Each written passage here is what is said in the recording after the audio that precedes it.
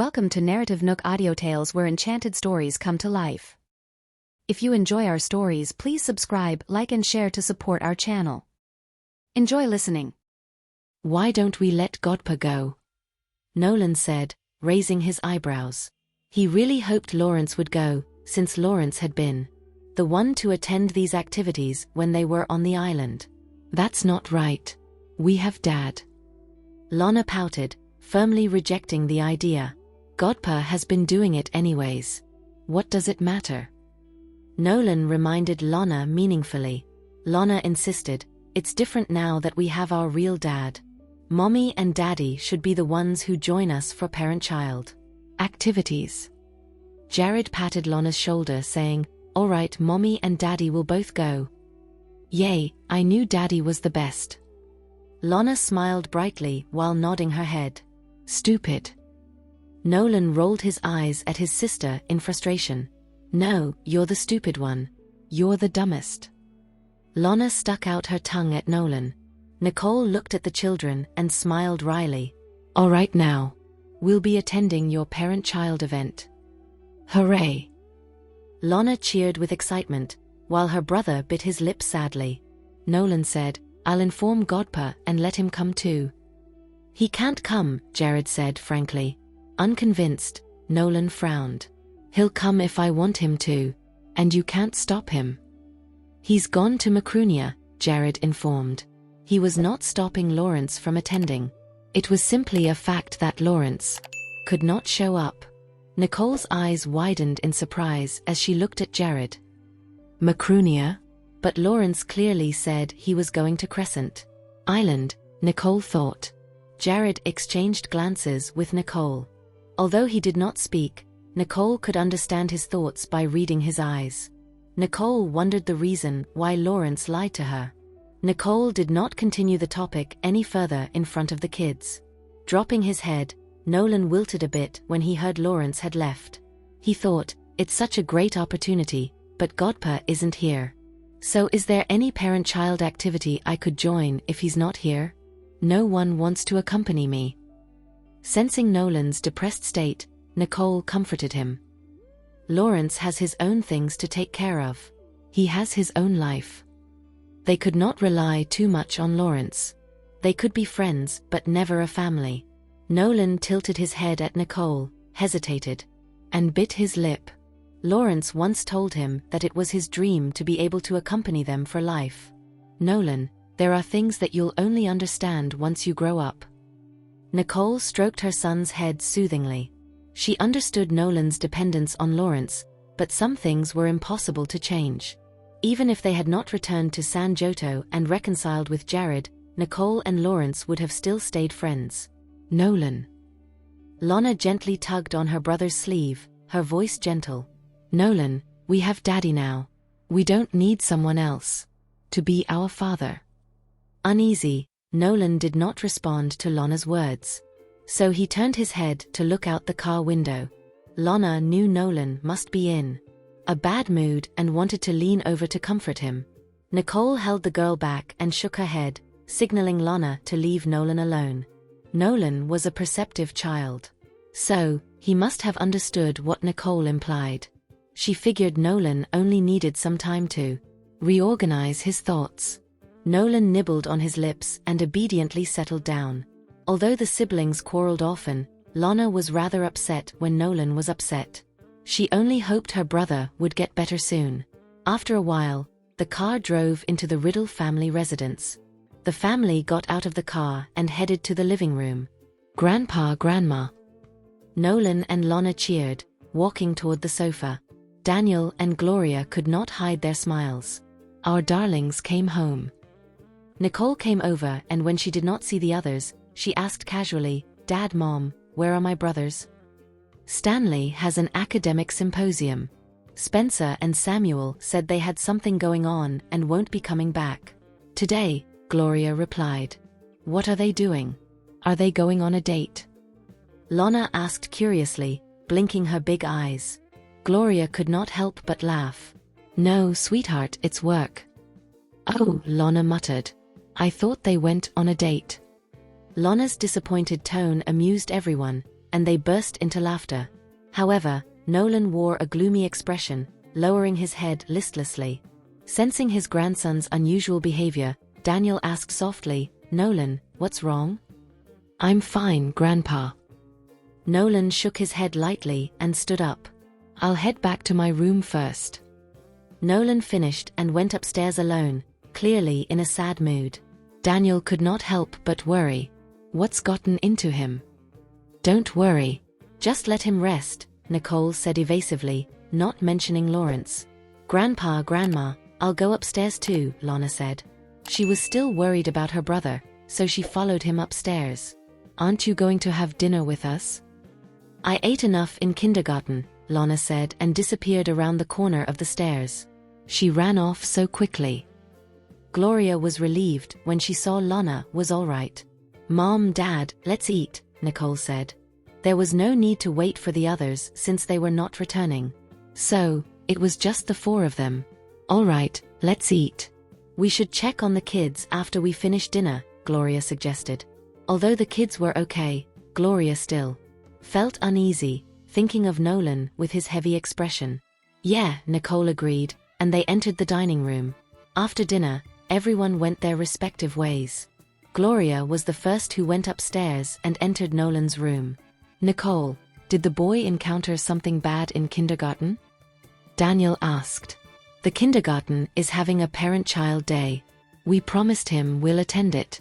"Don't worry, Dad," Nicole reassured her father. Without telling the whole truth, Nolan had to figure this out on his own. No one else could help him. "Oh, it's best if you could participate. Don't let the kid feel lonely when others have their parents." "But they don't," Daniel admonished Nicole, feeling relieved. "Yup, don't worry about it," Nicole gladly agreed. She did have some concerns before, but Jared told her to forget them as he would handle them. So she genuinely believed everything would be fine. They talked while going upstairs. Knowing Gloria had checked on the kids, Nicole and Jared entered their room. "How did you know about Lawrence's situation?" Nicole questioned as soon as they got in their room. She had been curious before but held back the urge to ask since the kids were present. "He didn't tell you?" Jared's eyes flickered with a meaningful glint. Nicole narrowed her eyebrows and replied, "He did come to my company today, but how did you know?" Jared always knew what was happening in Nicole's life, which gave her an unusual feeling, as if she was living under his nose. "I happened to pass by when he went in," Jared explained blandly. Even if he did not encounter Lawrence, he could deduce the situation. Due to the situation of happiness trading, Genesis Group had indeed suffered a certain impact. To repair the damage, Lawrence had to personally step into the situation. Why did he not tell Nicole he was leaving San Joto? "But he told me." Nicole suddenly stopped talking, her expression conflicted. She thought, Lawrence clearly said he was going to Crescent Island, but Jared said he went to Macrunia. And for some reason, I believe in Jared. Why did Lawrence lie to me? There's nothing wrong with going to Macrunia. It would be better if Lawrence didn't tell me anything. His lies just make me feel uncomfortable. It doesn't matter.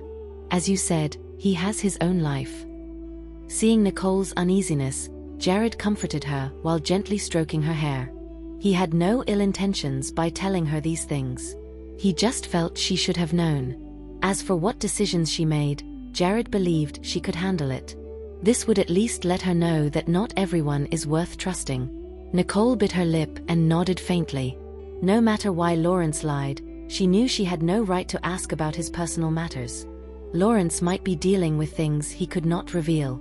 After Nicole calmed down, she regained her usual composure and looked at Jared. "Well, don't you know too well about Lawrence's situation?" Nicole thought, Jared knew about Lawrence's situation more than me, his actual friend. Is Jared spying on him? Jared's gaze darkened and said meaningfully, "Know your enemies and yourself." Nicole raised her eyebrows slightly, thinking, why does he need to make it like a war? Alas, what's there to do about it? If they don't vibe with each other, they can't get along well. Helplessly, Nicole shook her head and stopped asking. She shifted the topic, saying, "We should go separately to the parent-child day." Nicole thought as long as they both appeared at different times, they would not gain too much attention. As for when the parent-child activities start, no one would be able to see them from outside. So, it would not create any problems. Besides, Jared said he would take care of it and make arrangements. Jared frowned in dissatisfaction. He did not understand why, as the children's parents, they had to split up. Nicole never considered the possibility of Jared's refusal, so she went to the bathroom to take a shower. Watching as Nicole left, Jared's gaze darkened. As she came out of her shower, Nicole stumbled into Jared's embrace. Subconsciously, she raised her head, and Jared took the opportunity to kiss her. MMM. Nicole could not react in time, and her brain simply shut down. Overwhelmed by the fragrance of her hair, Jared fell for Nicole even more, and his kiss intensified. On the other hand, Nicole's sanity completely crumbled.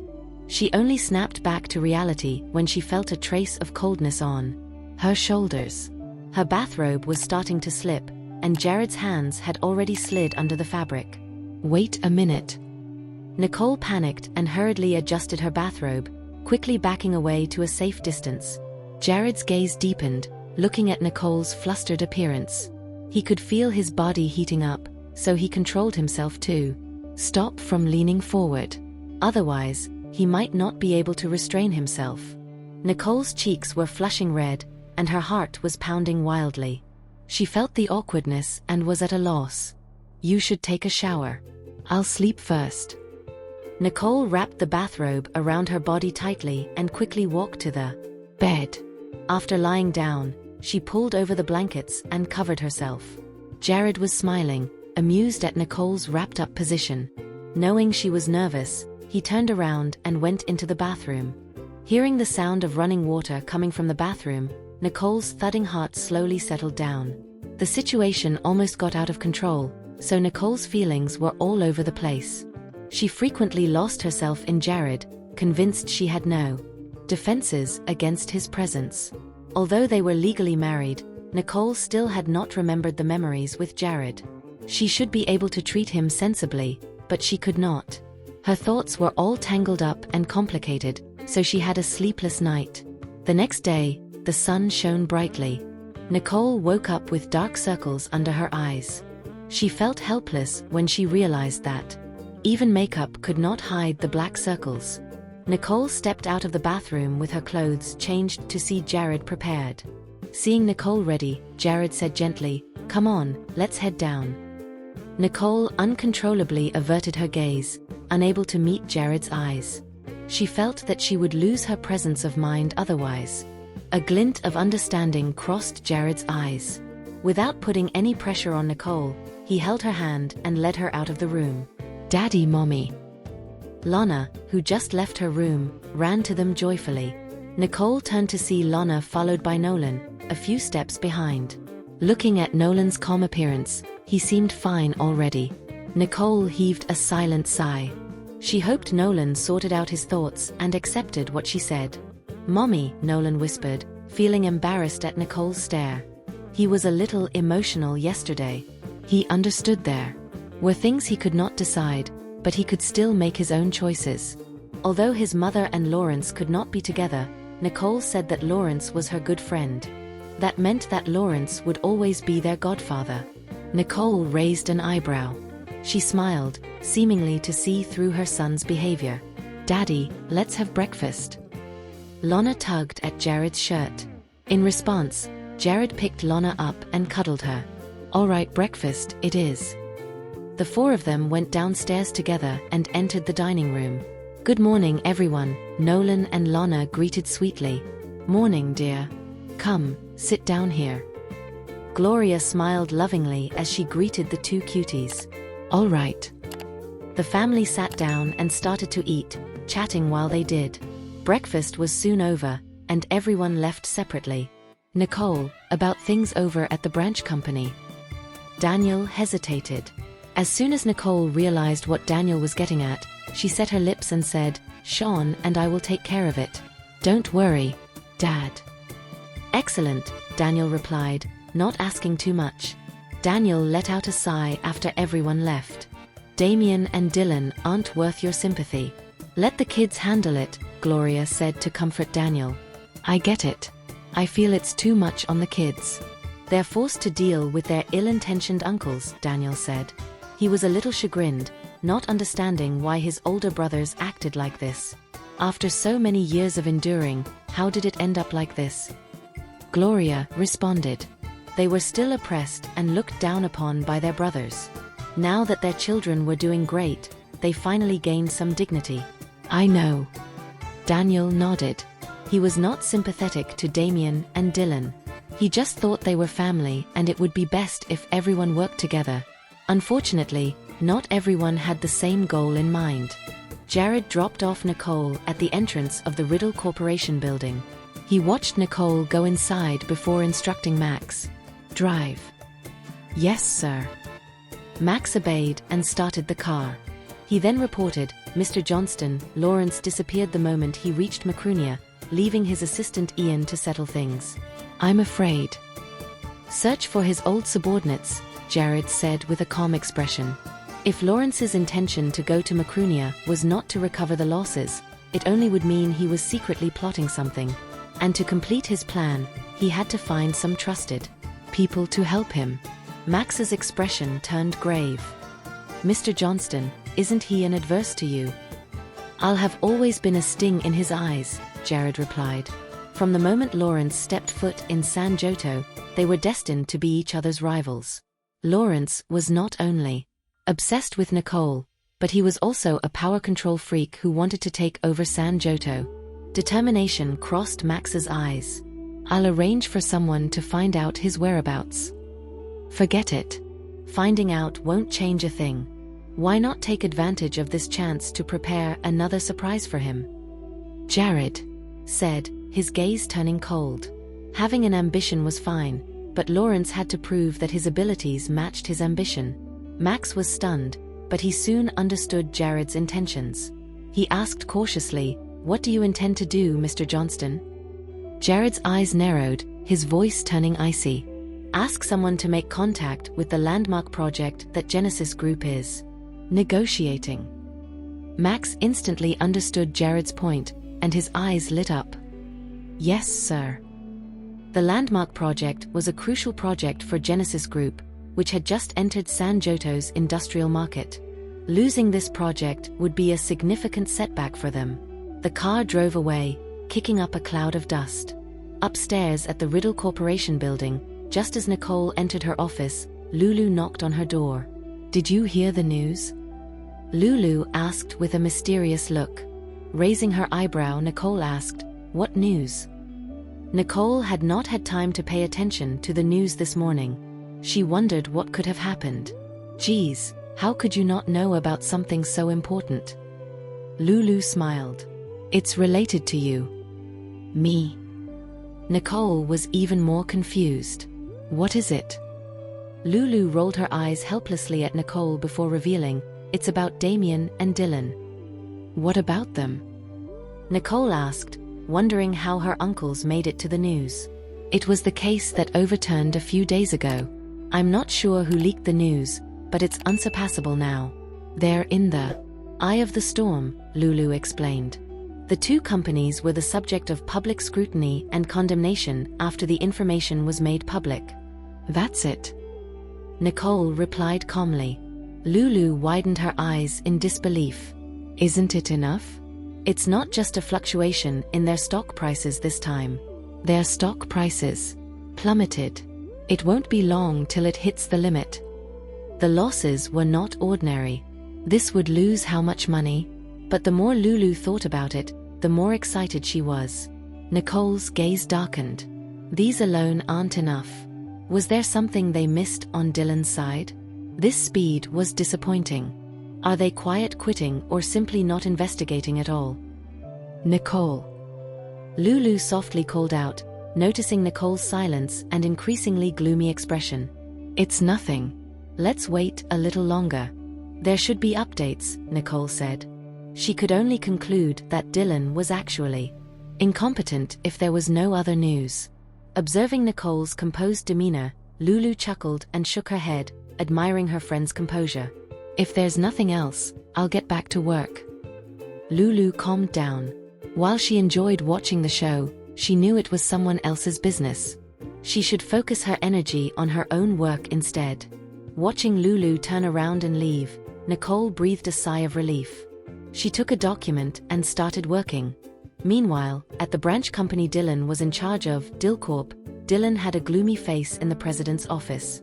He gritted his teeth and glared at the results in his hands. His assistant looked at Dylan nervously, his forehead filled with beads of sweat. "Mr. Dylan, you see." Snap. Dylan angrily slammed the document on the desk with a crisp, snapping sound. "Damien, what a good show you put on. First, you got me to do your dirty work. Then, you benefit from the tussle." Dylan gnashed his teeth, his face turning ashen. He never expected it, even after countless investigations. Nicole was not the one who outsmarted him. The reality was that Damien played him and Nicole. Everett got people to make fabricated evidence to deliberately let him find out. It was to make him believe he could finally keep Nicole from bouncing back. However, Nicole remained unscathed. Dylan was the one who got into trouble. No matter what happened, Damien would be there. Last one standing. Knock, knock, knock. A knock sounded on the door, and Rain pushed the door open. "Dad." Casting an annoyed glance at his daughter, Dylan gritted his teeth and ordered, "Come in." "All right," Rain responded and walked toward the desk. Dylan signaled his assistant with a glance, saying, "Leave us." "Yes, sir." His assistant complied and left the room. "Dad, how are things looking? Why do you look so angry?" Rain asked, eyes full of concern. "Humph," Dylan grunted with an angry face. He was practically foaming at the mouth. "Look at what your Uncle Damien did." Rain's eyes widened in surprise. "Uncle Damien?" She thought, how could it be Uncle Damien? Isn't Nicole the one behind this? The evidence was fabricated. Everett purposely leaked it to us. "And it must have been Damien's intention," Dylan said through clenched teeth, a hint of maliciousness flashing in his eyes. Never expecting Damien and Everett to be the culprits, Rain's expression turned pale white. Deep down, she had the same hatred toward them. Nicole was already a big nuisance, but Damien had actually turned against them. "Dad, what should we do about this?" Rain asked in a frustrated tone. Dylan glanced at Rain with displeasure and said, "What else is there to do? I'm not going to jail." "No, I didn't mean that," Rain explained. "I meant that we can't just let Damien take advantage of us." Since they knew Damien was the one behind this, they could let Damien suffer the consequences. "There's no evidence," Dylan said in a depressed tone. He found out Everett was the one who did it, but he did not have direct evidence against him. He could not convict Everett of the crime. Worst case scenario, Everett might even make a false counterchange and claim he was making false allegation causing more trouble. Are we just going to be forced into silence? Rain choked with rage, and her teeth clenched in anger. Dylan narrowed his eyes. How could he lose? Even though he did not have any evidence in this matter, he had no intention of taking the fall for Damien. "You should leave." Dylan waved his hand, signaling Rain to get out. Rain furrowed her eyebrows but left after thinking about James' words. At this time, all she needed to do was show her concern to Dylan and let Dylan take care of the matter. After Rain left, Dylan looked at the materials in his hands, and his eyes darkened. Rain returned to her own office. "So, how was it?" James asked anxiously after a long wait. Rain gritted her teeth in distress and said, "Humph, we were being played by Damien." James was too stunned to speak. "Did you just say that this was Damien's doing?" "Yup. Dad found out Damien was doing something behind his back and wanted to reap the benefits." Rain's expression turned red from anger. She never expected Damien and Everett would do such a thing to them. James, on the other hand, was more composed and said meaningfully, "Eventually, everyone will become your enemy." "You mean to say?" Rain pondered for a moment, understanding James' meaning. She thought, he's right. There's only one heir to the Riddle family business. Before the heir is decided, Everyone would have the right to it, but I'll be the last one. Rain's eyes crossed a touch of determination. She looked at James and said, "Honey, you always have good ideas. My future depends on you." If James had not been pointing out and directing Rain, she would still be whining about the situation and jealous of others. She lived a hopeless life in the past, but now she was full of confidence. Wait till the day when everything belongs to her. Others would naturally bow down and look up to her. "Nicole, you'll see. One day, I'll definitely crush you beneath my feet." As the sun set, the evening sky turned golden. A new piece of news quickly dominated the headlines of major news outlets. The mastermind behind Dillcorp's crisis has been found and detained by the authorities after false accusations were made against the Riddle Corporation's headquarters. Since the offender was discovered, Dylan Riddle, the first suspect, was proven innocent. Lulu's fury could be heard outside the chairman's office of Riddle Corporation. "Why, Nicole?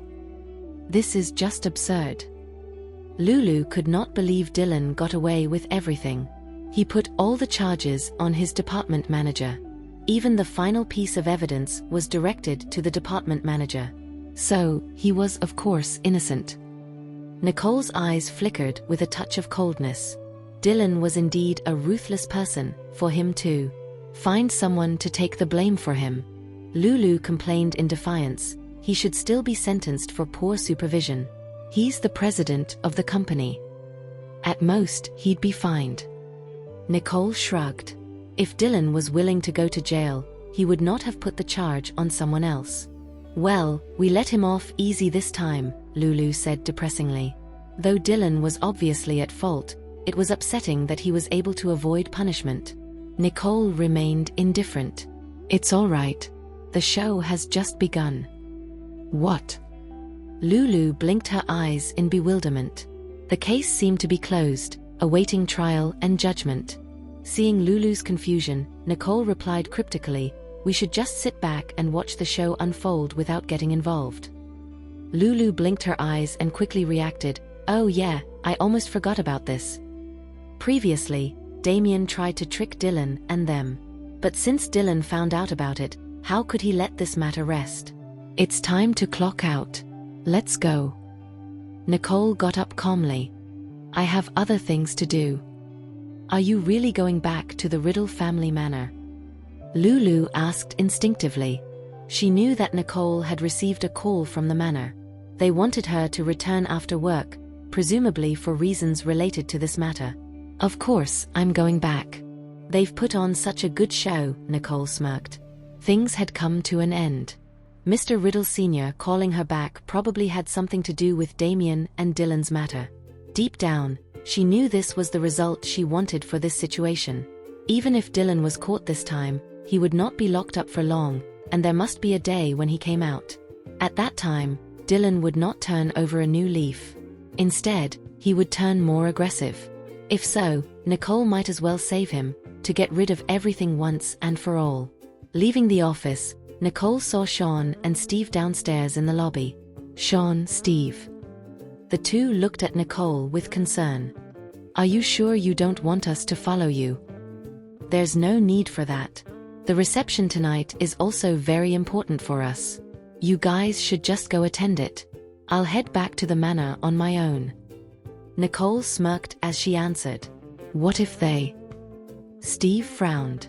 He was worried for Nicole and scared the people there would make things difficult for Nicole. "This time, they won't have the energy to deal with me."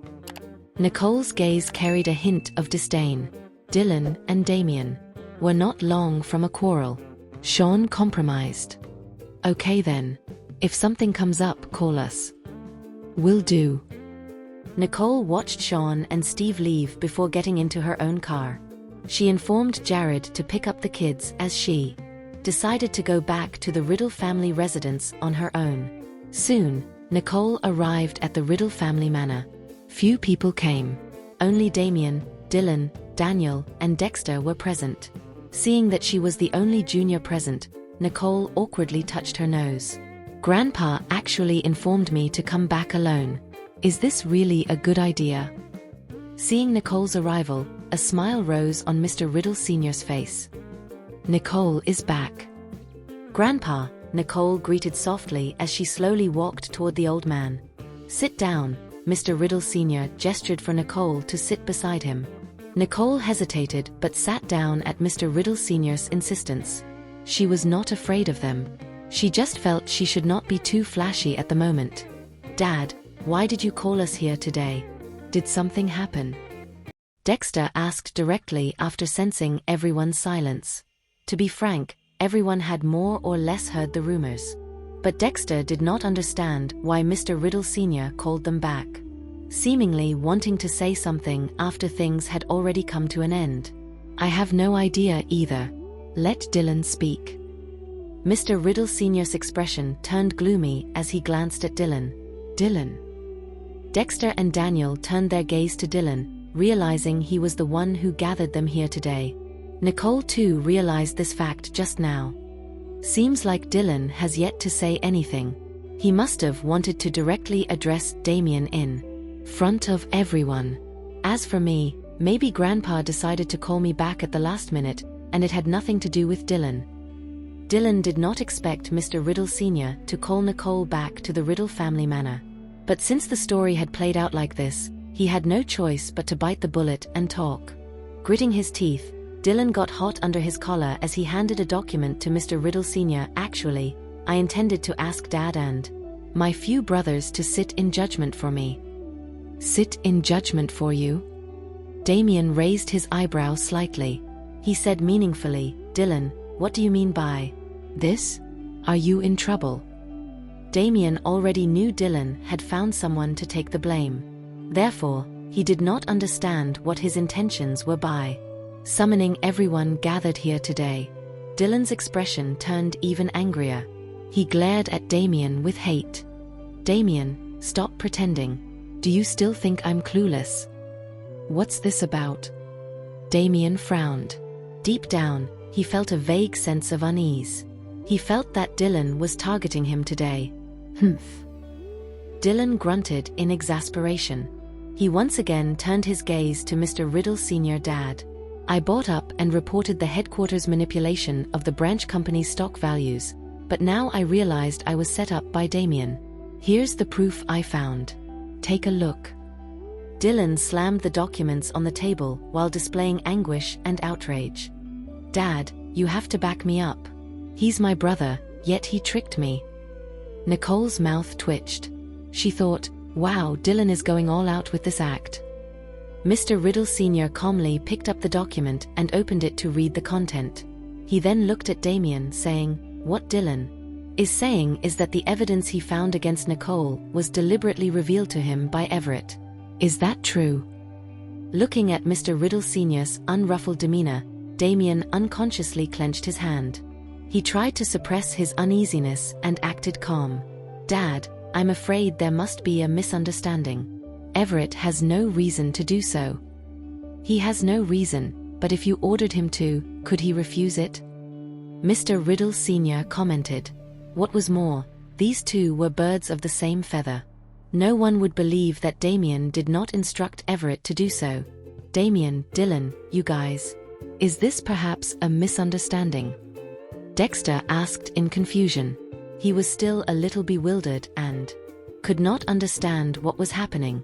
If there's a problem, it's best to investigate it thoroughly, Daniel voiced out solemnly. He needed to know if Damien actually had done it or not, but it was not because he wanted to widen the gap between Damien and Dylan. If Damien really had done it, he would only be bitterly disappointed in him and feel more heartbroken for Nicole. Dad, why don't you let Grandpa be the judge of it? Nicole nodded toward Daniel. She understood Daniel was doing it for her. However, Nicole had long been aware of the situation, so she did not feel aggrieved. Receiving Nicole's message, Daniel gritted his teeth and compromised with a sigh. After Nicole finished, the others shifted their attention to Mr. Riddle Sr., waiting for his decision. Dylan, what do you want me to do? Mr. Riddle Sr. had read all the documents. He still looked calm and composed, so no one could tell his true thoughts on this matter. Dad, Damien has gone too far. Not only did he want to harm me, but he also even wanted to ruin Nicole. If I hadn't got the evidence, I would have never relayed this matter to the headquarters. In that case, I would have not ended up in this situation, Dylan said with a look of remorse and anger. Nicole sneered with a hint of mockery. Dylan was quite skilled in shifting the blame to others, attempting to whitewash himself. And put all the blame on Damien. Did he really think everyone else was stupid? The question was, if this wasn't the information he wanted, he would have never trusted it so easily. He was played by Everett, but now he's claiming to be framed by him. It was impressive how he could turn the situation around. Shifting her gaze to Mr. Riddle Sr., Nicole's eyes had a spark of amusement. It seemed like Grandpa does not fully trust Dylan's words. Dylan, stop your nonsense. I did not harm anyone. Who knows where all your evidence came from? You accused Nicole before, and now you're accusing me. Damien looked righteously angry and aggrieved, not admitting to anything Dylan had said. Evidence? No, this is the truth. Dylan was hitting the ceiling. He did not expect even at this point. Damien could turn the tables and accuse him instead. He felt that Damien was shameless. Nicole too was impressed by how Damien could carry on saying all these without a change of expression. With her eyebrow raised, Nicole looked at Damien in a different light. No wonder he was able to manipulate things in the dark. He must have the confidence to distance himself from it, even when the truth comes out. A tinge of darkness flickered in Nicole's eyes as she spoke softly, Uncle Dylan. Since this is the truth, why did you not report it to the police? These are the skeletons in the closet. I didn't report it for the sake of the Riddle family, Dylan explained. He then looked at Mr. Riddle Sr. expectantly. Dad, I only wished for you to be fair. Mr. Riddle Sr. hummed softly, not showing his intent of whether he was going to intervene in this matter or not. Dad, the culprit is already locked up in the police station, admitted everything, and said it had nothing to do with others. You can't trust Dylan after just listening to him, Damien said anxiously. Damien was indeed the person who did it, and his escape route planned ahead. Even if Dylan made a ruckus, he could not do anything to him. The only thing he did not anticipate was Dylan's decision to tattle to Mr. Riddle Sr. instead of exposing him by reporting to the police. If Mr. Riddle Sr. believed him, it would be a disadvantage for Damien and Everett. One word from Mr. Riddle Sr. would be enough to make them suffer extreme losses in the future. And that was not what Damien wanted to happen. I had no choice then. Do you know how much it cost me to let someone go off the hook? Please like and share so others can see it too. Also hit the subscription button and notification bell so you can be notified on our next release. Thank you for your support. God bless you.